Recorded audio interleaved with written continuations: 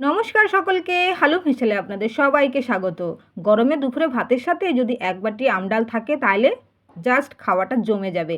তাই আমি আমার মতন করে আপনাদের কাছে শেয়ার করছি আমডাল রেসিপি। খুবই সহজ পদ্ধতি এবং খুব কম সময়ের মধ্যে আমডাল তৈরি করা যাবে। এখানে নিয়ে নিয়েছি এক বাটির মতো মুসুর ডাল আর দুটো আম। আমের পরিমাণগুলো একটু ছোট আছে। এটাকে ভালো করে কেটে নেব লম্বা লম্বা করে, আর মুসুর ডালটা ভালো করে ধুয়ে দেবো। কাটা হয়ে গেছে আম। এরপরে গ্যাসে আমি কড়াইতে গরম জল বসিয়ে দিয়েছিলাম। গরম জলটাতে এবার আমি মুসুর ডালটা দিয়ে সেদ্ধ করতে বসিয়ে দেবো। মুসুর ডালটা আমি 5 মিনিটের মতন, 5 থেকে 10 মিনিটের মতন মিডিয়াম আঁচে এটাকে সেদ্ধ করতে বসিয়ে দেবো, যাতে ডালটা পারফেক্টভাবে সুন্দরভাবে সেদ্ধ হয়ে যায়। ডাল সেদ্ধ হয়ে এসছে 70% মতন। এতে আমি দিয়ে দিলাম পরিমাণ মতো হলুদ গুঁড়ো আর দিয়ে দিলাম পরিমাণ মতো নুন। প্রথমে আমি নুন হলুদ কিছুই দেইনি, এই সময় আমি নুন হলুদ দিয়ে এটাকে সেদ্ধ হতে সময় দিলাম। এটা ভালো করে সেদ্ধ হয়ে উঠলে এরপরেই আমি দিয়ে দেবো কেটে রাখা আমগুলো। ভালোভাবে সেদ্ধ হয়ে গেছে, এরপরে দিয়ে দিলাম আম।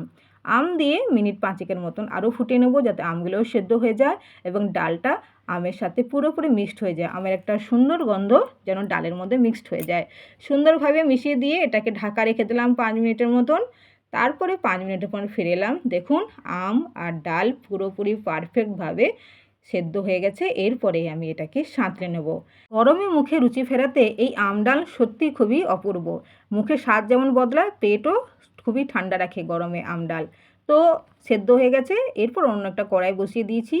ফোড়নের জন্য আমি দিলাম 2টো শুকনো লঙ্কা আর 1 চা চামচের মতন গোটা সর্ষে। এখানে আমি কালো সর্ষে ইউজ করলাম। সর্ষেটা লঙ্কাটা ভালো করে পেকে উঠেছে আর লঙ্কার গন্ধও ছেড়ে দিয়েছে।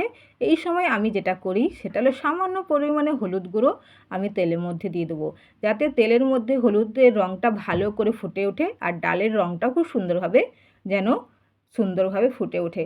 তো ভালোভাবে আমার সাঁতলানোর জন্য রেডি হয়ে গেছে। এরপরে আমি দিয়ে দিয়েছি ডালটা দিয়ে আমি মিনিট 2 মতন ভালো করে ফুটিয়ে রাখবো। এই সময় গ্যাসের আঁচটা আমি একটু হাই করেছি। ভালোভাবে ফুটে উঠে আমার আমডাল রেডি হয়ে যাবে। আপনারা অবশ্যই বাড়িতে এইভাবে বানিয়ে ফেলুন আমডাল। আমি এইভাবেই আমডাল বাড়িতে বানাই, সেটাই আপনাদের সঙ্গে শেয়ার করলাম। যদি আপনাদের কাছে ভিডিও ভালো লাগে তাহলে অবশ্যই একটা লাইক দিয়ে আমাকে উৎসাহিত করবেন। আমডাল যে শুধু মুসুর ডাল দিয়ে হয় এমন নয়, আপনারা অরহর ডাল বা মুগ ডাল দিয়েও আমডাল বানাতে পারেন। সব ডালেরই স্বাদ হবে আলাদা আলাদা, কিন্তু শরীর এবং মন দুটোকেই ঠান্ডা রাখবে। ডালটা ভালো করে ফুটে উঠেছে। এরপরে আমি এটাকে একটা সার্ভিং বলে সার্ভ করে নিচ্ছি। দেখুন তো কত সুন্দর কালার এসছে। আপনারা বাড়িতে এইভাবে একবার বানিয়ে নিন, দেখবেন খুবই সহজ এবং সরল পদ্ধতিতে আপনাদের কাছে এটা তুলে ধরলাম। তো আমার আমডাল রেডি, আর অন্যদিকে আমার ভাতও রেডি। তাহলে আপনারা চলে আসুন আমার সঙ্গে খেতে। দেখার জন্য ধন্যবাদ।